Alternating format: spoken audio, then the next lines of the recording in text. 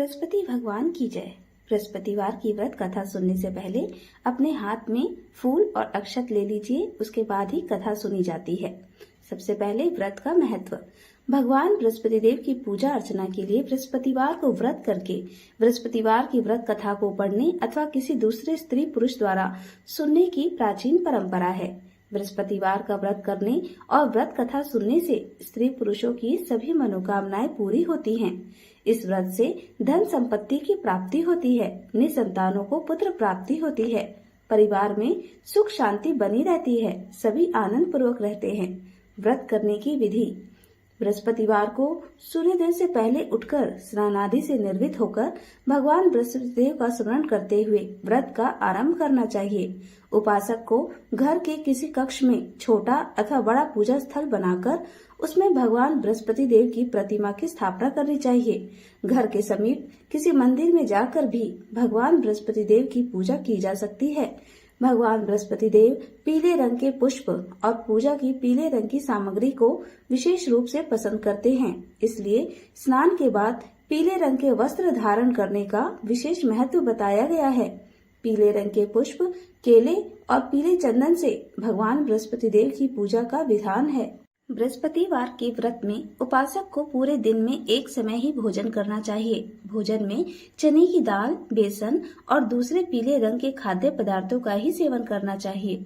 व्रत करने वाले पुरुष बृहस्पतिवार को दाढ़ी व सिर के बाल ना कटाएं। पूजा के समय भगवान बृहस्पति देव से जो मनोकामना प्रकट की जाती है वे उस मनोकामनाओं को पूरा करते हैं। इस व्रत में व्रत कथा पढ़ने अथवा श्रवण करने का विशेष महत्व है। आइए सुनते हैं बृहस्पतिवार व्रत कथा। प्राचीन समय की बात है, भारत में एक राजा राज्य करता था। वह बड़ा प्रतापी तथा दानी था। वह नित्य प्रति मंदिर में भगवत दर्शन करने जाता था। वह ब्राह्मण और गुरु की सेवा किया करता था। उसके द्वार से कोई भी याचक निराश होकर नहीं लौटता था। वह प्रत्येक गुरुवार को व्रत रखता एवं पूजन करता था। हर दिन गरीबों की सहायता करता था, परंतु यह सब बातें उसकी रानी को अच्छी नहीं लगती थी। वह न व्रत करती और न किसी को एक भी पैसा दान में देती थी। वह राजा से भी ऐसा करने को मना किया करती थी। एक समय की बात है कि राजा शिकार खेलने वन को चले गए। घर पर रानी और दासी थी। उस समय गुरु बृहस्पति साधु का रूप धारण कर राजा के दरवाजे पर भिक्षा मांगने आए। साधु ने रानी से भिक्षा मांगी तो वह कहने लगी, हे साधु महाराज, मैं इस दान और पुण्य से तंग आ गई हूँ। इस कार्य के लिए तो मेरे पतिदेव ही बहुत है। अब आप ऐसी कृपा करें कि सारा धन नष्ट हो जाए तथा मैं आराम से रह सकूं। साधु रूपी बृहस्पति देव ने कहा, हे देवी, तुम बड़ी विचित्र हो। संतान और धन से कोई दुखी नहीं होता है, इसको सभी चाहते हैं। पापी भी पुत्र और धन की इच्छा करता है। अगर तुम्हारे पास धन अधिक है तो भूखे मनुष्यों को भोजन कराओ, प्याऊ लगाओ, ब्राह्मणों को दान दो, धर्मशालाएं बनवाओ, कुआं, तालाब, बावड़ी, बाग बगीचे आदि का निर्माण कराओ तथा निर्धनों की कुंवारी कन्याओं का विवाह कराओ। साथ ही यज्ञादि करो। इस प्रकार के कर्मों से आपके कुल का और आपका नाम परलोक में सार्थक होगा एवं स्वर्ग की प्राप्ति होगी। परंतु रानी साधु की इन बातों से खुश नहीं हुई। उसने कहा, हे साधु महाराज, मुझे ऐसे धन की आवश्यकता नहीं जिसको मैं अन्य लोगों को दान दूं तथा जिसको रखने और संभालने में ही मेरा सारा समय नष्ट हो जाए। साधु ने कहा, हे देवी, यदि तुम्हारी ऐसी ही इच्छा है तो जैसा मैं तुम्हें बताता हूँ तुम वैसा ही करना। बृहस्पतिवार के दिन घर को गोबर से लीपना, अपने केशों को पीली मिट्टी से धोना, केशों को धोते समय स्नान करना, राजा से कहना वह हजामत करवाए, भोजन में मांस मदिरा खाना, कपड़ा धोबी के यहाँ धुलने देना। इस प्रकार 7 बृहस्पतिवार करने से तुम्हारा धन नष्ट हो जाएगा। यह कहकर साधु महाराज रूपी बृहस्पति देव अंतर ध्यान हो गए। रानी ने साधु के कहने के अनुसार 7 बृहस्पतिवार तक वैसा ही करने का विचार किया। साधु के बताए अनुसार कार्य करते हुए केवल 3 बृहस्पतिवार ही बीते थे कि उसकी समस्त धन संपत्ति नष्ट हो गई। भोजन के लिए दोनों समय परिवार तरसने लगा तथा सांसारिक भोगों से दुखी रहने लगा। तब वह राजा रानी से कहने लगा कि हे रानी, तुम यहाँ पर रहो, मैं दूसरे देश को जाता हूँ, क्योंकि यहाँ पर मुझे सभी मनुष्य जानते हैं, इसलिए मैं यहाँ कोई कार्य नहीं कर सकता। मैं अब परदेश जा रहा हूँ, वहाँ कोई काम धंधा करूँगा, शायद हमारे भाग्य बदल जाए। ऐसा कहकर राजा परदेश चला गया। वह वहाँ जंगल से लकड़ी काट कर लाता और शहर में बेचता। इस तरह जीवन व्यतीत करने लगा। इधर राजा के बिना रानी और दासियां दुखी रहने लगी। किसी दिन भोजन मिलता और किसी दिन जल पीकर ही रह जाती। एक समय रानी और दासियों को 7 दिन बिना भोजन के व्यतीत करना पड़ा। तो रानी ने अपनी दासी से कहा, हे दासी, यहाँ पास ही के नगर में मेरी बहन रहती है। वह बड़ी धनवान है। तू उसके पास जा, वहाँ से 5 सेर बेजर मांग कर ले आ, जिससे कुछ समय के लिए गुजर हो जाएगा। दासी रानी की बहन के पास गई। रानी की बहन उस समय पूजा कर रही थी। बृहस्पतिवार का दिन था। दासी ने रानी की बहन से कहा, हे रानी, मुझे आपकी बहन ने भेजा है, मुझे 5 सेर बेजर दे दो। दासी ने यह बात अनेक बार कही, परंतु रानी की बहन ने कोई उत्तर नहीं दिया, क्योंकि वह उस समय बृहस्पतिवार की कथा सुन रही थी। जब दासी को रानी की बहन से कोई उत्तर नहीं मिला तो वह बहुत दुखी हुई। उसे क्रोध भी आया। वह लौटकर रानी से बोली, हे रानी, आपकी बहन तो बहुत ही घमंडी है। वह छोटे लोगों से बात भी नहीं करती। मैंने उससे कहा तो उसने कोई उत्तर नहीं दिया। मैं वापस चली आई। रानी बोली, हे दासी, इसमें उसका कोई दोष नहीं है। जब बुरे दिन आते हैं तब कोई सहारा नहीं देता। अच्छे बुरे का पता विपत्ति में ही लगता है। जो ईश्वर की इच्छा होगी वही होगा। यह सब हमारे भाग्य का दोष है। उधर रानी की बहन ने सोचा कि मेरी बहन की दासी आई थी, परंतु मैं उससे नहीं बोली। इससे वह बहुत दुखी हुई होगी। अतः कथा सुन और विष्णु भगवान का पूजन समाप्त कर वह अपनी बहन के घर आई और कहने लगी, हे बहन, मैं बृहस्पतिवार का व्रत कर रही थी। तुम्हारी दासी हमारे घर गई थी, परंतु जब तक कथा होती है तब तक हम लोग ना उठते हैं ना बोलते हैं, इसलिए मैं नहीं बोली। कहो दासी, क्यों गई थी? रानी बोली, बहन, हमारे घर अनाज नहीं था। वैसे तुमसे कोई बात छिपी नहीं है, इस कारण मैंने दासी को तुम्हारे पास 5 सेर बेजर लेने के लिए भेजा था। रानी की बहन बोली, बहन देखो, बृहस्पति भगवान सबकी मनोकामना पूर्ण करते हैं। देखो, शायद तुम्हारे घर में अनाज रखा हो। यह सुनकर दासी घर के अंदर गई तो वहाँ उसे एक घड़ा बेजर का बड़ा मिल गया। उसे बड़ी हैरानी हुई, क्योंकि उसने एक एक बर्तन देख लिया था। उसने बाहर आकर रानी को बताया। दासी अपनी रानी से कहने लगी, हे रानी देखो, वैसे हमको जब अन्न नहीं मिलता तो हम रोज ही व्रत करते हैं। अगर इनसे इस व्रत की विधि पूछ ली जाए और कथा पूछ ली जाए तो उसे हम भी क्या करेंगे? दासी के कहने पर रानी ने अपनी बहन से बृहस्पतिवार व्रत के बारे में पूछा। उसकी बहन ने बताया, हे रानी बहन, बृहस्पतिवार को सूर्योदय से पूर्व उठकर स्नान करके बृहस्पतिवार का व्रत करना चाहिए, लेकिन उस दिन सिर नहीं धोना चाहिए। बृहस्पतिवार के व्रत में चने की दाल और मुनक्का से विष्णु भगवान का केले के वृक्ष की जड़ में पूजन करे तथा दीपक जलावे। उस दिन एक ही समय भोजन करे। भोजन पीले खाद्य पदार्थ का करे तथा कथा सुने। इस प्रकार करने से गुरु भगवान प्रसन्न होते हैं, अन्न पुत्र धन देते हैं, मनोकामना पूर्ण करते हैं। व्रत और पूजन की विधि बताकर रानी की बहन अपने घर लौट गई। रानी और दासी दोनों ने निश्चय किया कि बृहस्पति देव भगवान का पूजन जरूर करेंगे। 7 दिन बाद जब बृहस्पतिवार आया तो उन्होंने व्रत रखा। घुड़साल में जाकर चना और गुड़ बीन लाई तथा उसकी दाल से केले की जड़ तथा विष्णु भगवान का पूजन किया। अब भोजन पीला कहाँ से आए? दोनों बड़ी दुखी हुई, परंतु उन्होंने व्रत किया था, इस कारण बृहस्पति भगवान प्रसन्न थे। एक साधारण व्यक्ति के रूप में वे 2 थालों में सुंदर पीला भोजन लेकर आए और दासी को देकर बोले, हे दासी, यह भोजन तुम्हारे और रानी के लिए है, तुम दोनों करना। दासी भोजन पाकर बड़ी प्रसन्न हुई और रानी से बोली, रानी जी, भोजन कर लो। रानी को भोजन के आने के बारे में कुछ पता नहीं था, इसलिए वह दासी से बोली, जा तू ही भोजन कर, क्यों तू हमारे व्यर्थ में हंसी उड़ाती है? दासी बोली, एक व्यक्ति भोजन दे गया है। रानी कहने लगी, वह भोजन तेरे लिए ही दे गया है, तू ही भोजन कर। दासी ने कहा, वह व्यक्ति हम दोनों के लिए 2 थालों में भोजन दे गया है, इसलिए मैं और आप दोनों साथ भोजन करेंगी। दोनों ने गुरु भगवान को नमस्कार कर भोजन प्रारंभ किया। उसके बाद से वे प्रत्येक बृहस्पतिवार को गुरु भगवान का व्रत और पूजन करने लगी। बृहस्पति भगवान की कृपा से उनके पास धन हो गया, परंतु रानी फिर पहले की तरह से आलस्य करने लगी। तब दासी बोली, देखो रानी, तुम पहले भी इस प्रकार आलस्य करती थी, तुम्हें धन के रखने में कष्ट होता था, इस कारण सभी धन नष्ट हो गया। अब गुरु भगवान की कृपा से धन मिला है तो फिर तुम्हें आलस्य होता है।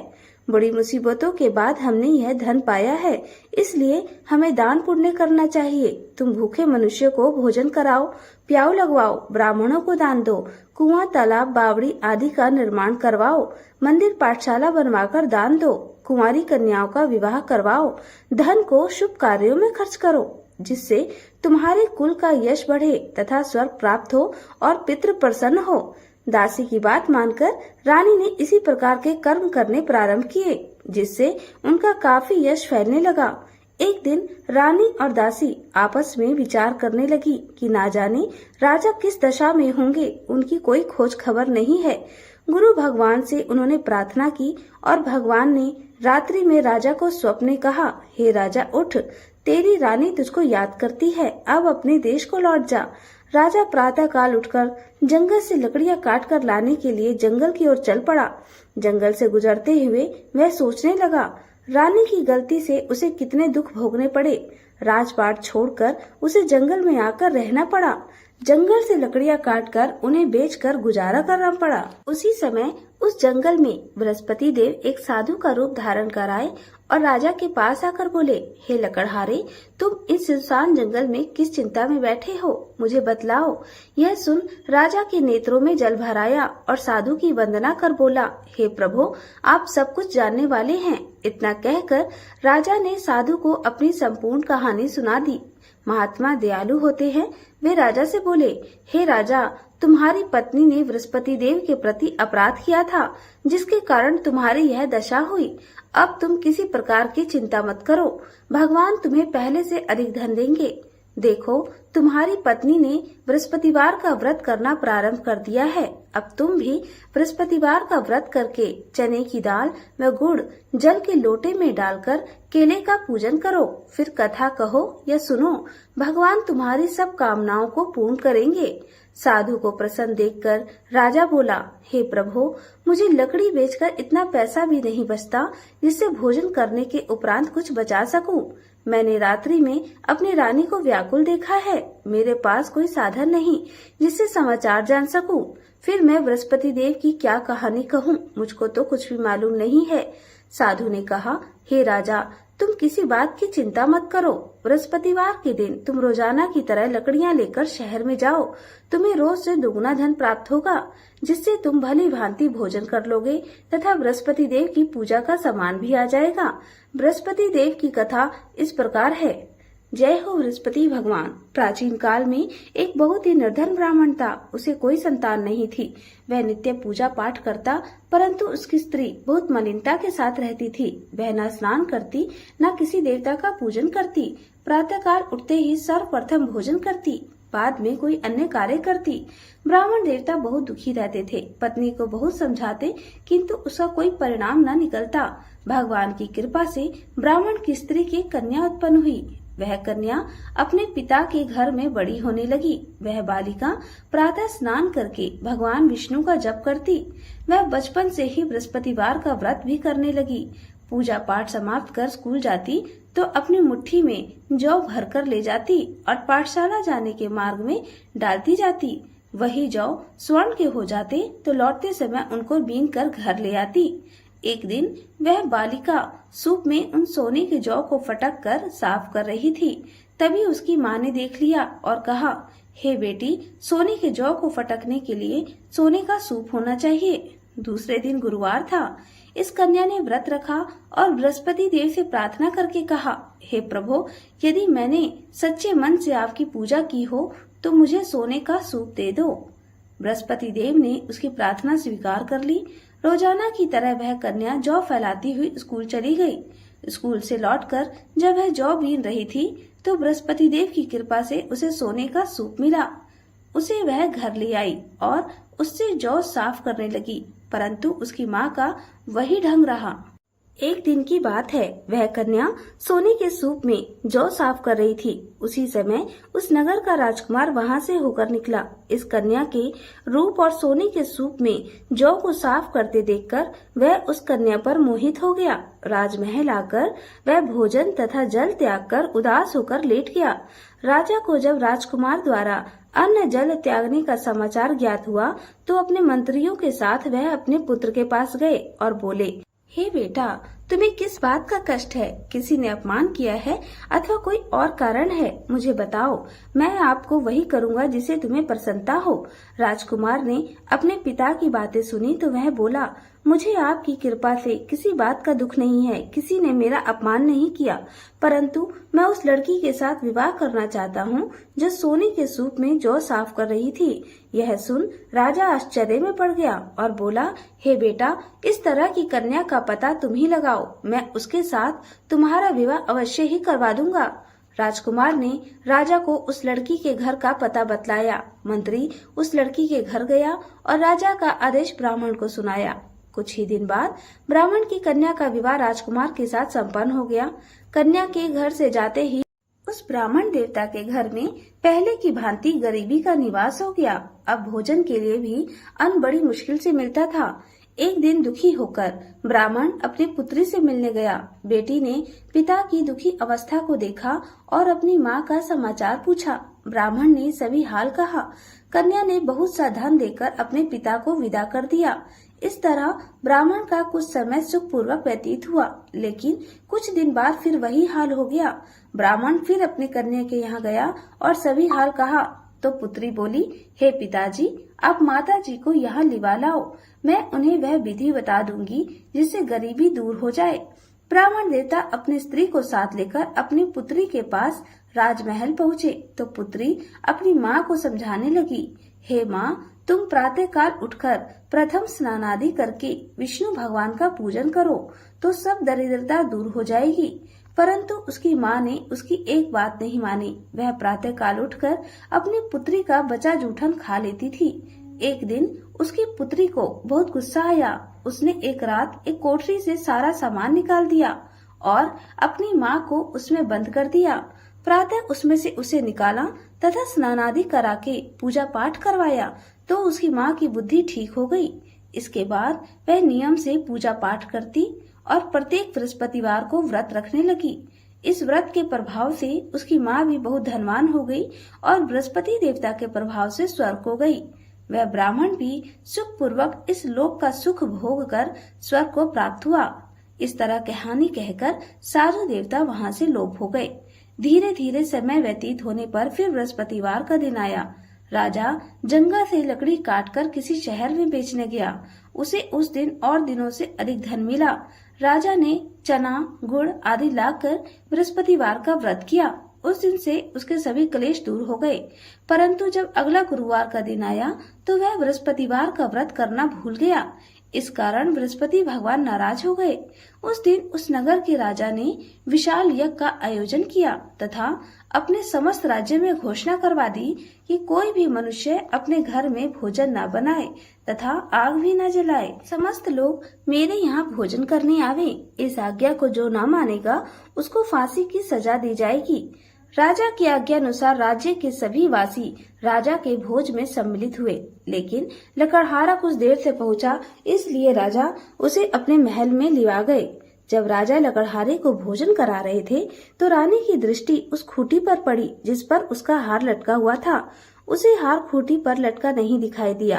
रानी को निश्चय हो गया कि मेरा हार उस लकड़हारे ने चुरा लिया है।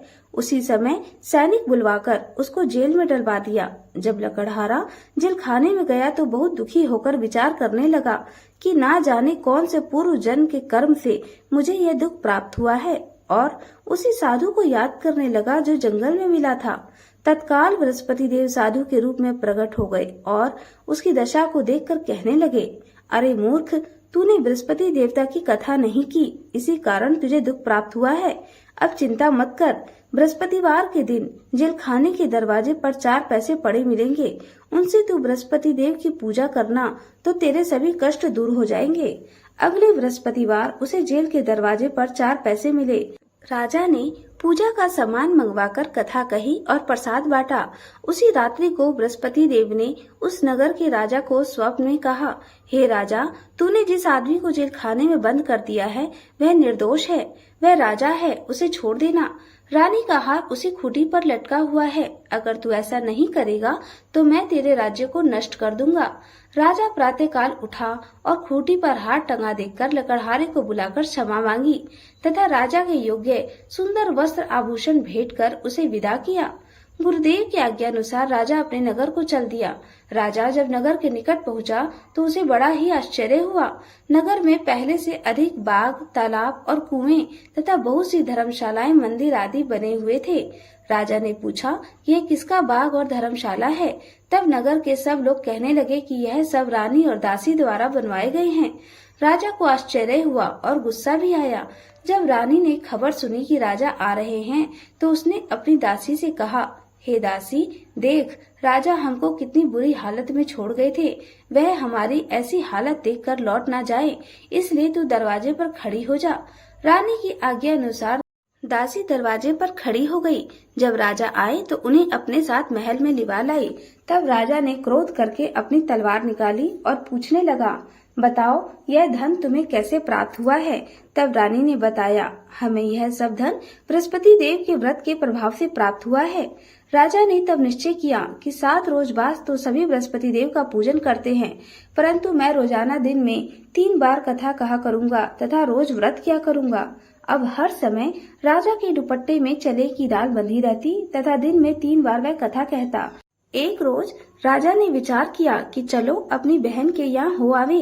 इस तरह का निश्चय कर राजा घोड़े पर सवार हो अपनी बहन के यहाँ चल दिया।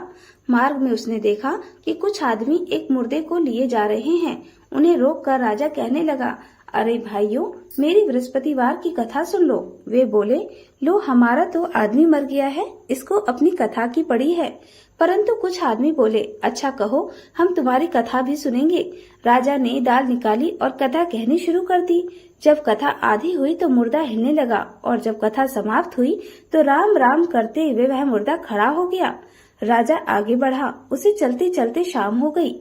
आगे मार्ग में उसे एक किसान खेत में हल चलाता मिला। राजा उससे बोला, अरे भैया, तुम मेरी बृहस्पतिवार की कथा सुन लो।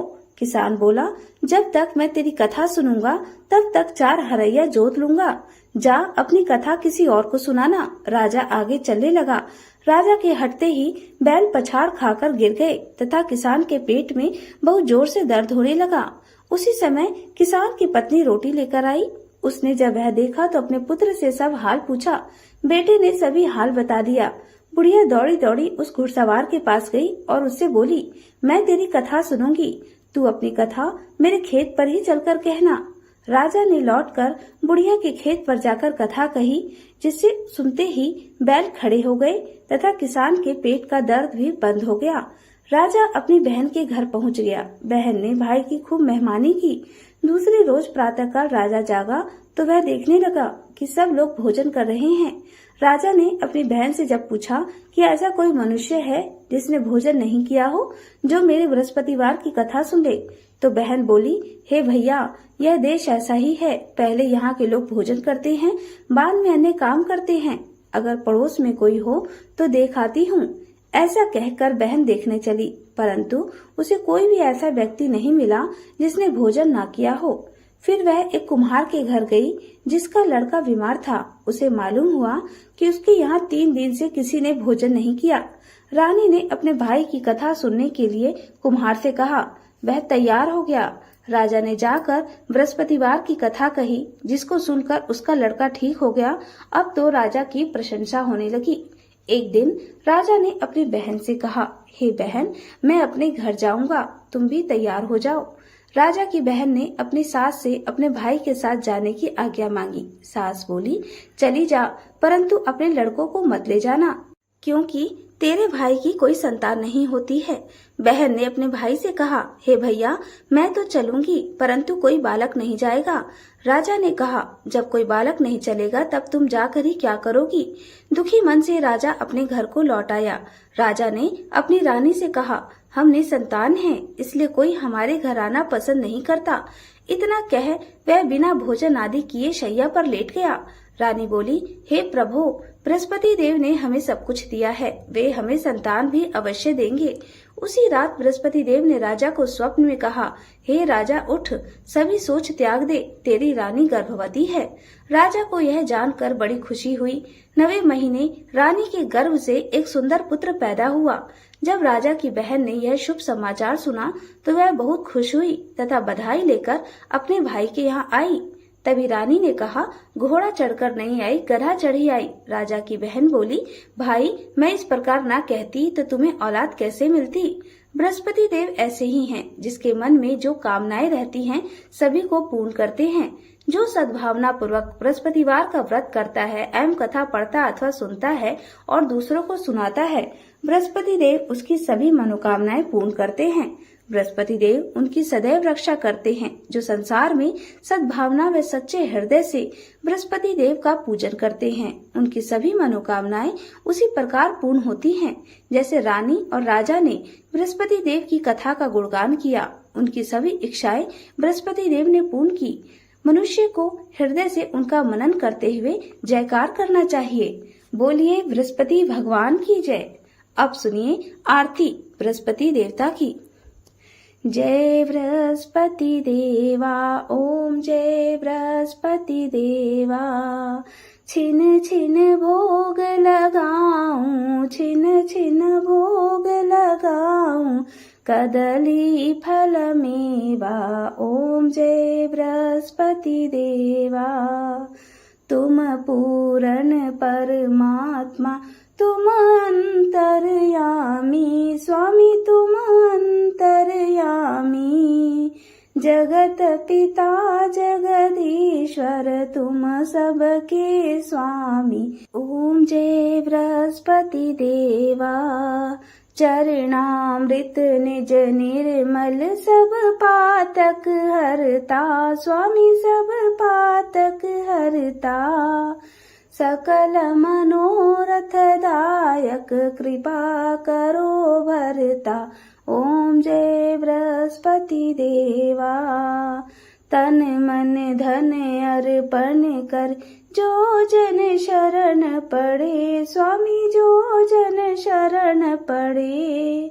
प्रभु पर कट तब होकर, आकर द्वार खड़े, ओम जय बृहस्पति देवा। दीन दयाल दया निधि, भक्तन हितकारी, स्वामी भक्तन हितकारी। पाप दोष सब हरता, भव बंधन हारी, ओम जय बृहस्पति देवा। सकल मनोरथ दायक, सब संशय हारी। विषय विकार मिटाओ, संतन सुखकारी, ओम जय बृहस्पति देवा। जो कोई आरती तेरी प्रेम सहित गावे, स्वामी प्रेम सहित गावे। जेठानंद आनंद कर, सो निश्चय पावे, ओम जय बृहस्पति देवा। तो यहाँ पर बृहस्पति भगवान की कथा और आरती समाप्त होती है। अगर कथा अच्छी लगी हो तो चैनल को सब्सक्राइब कर दीजिएगा और लाइक कर दीजिएगा। आप सभी का बहुत बहुत धन्यवाद। प्रेम से बोलिए बृहस्पति भगवान की जय।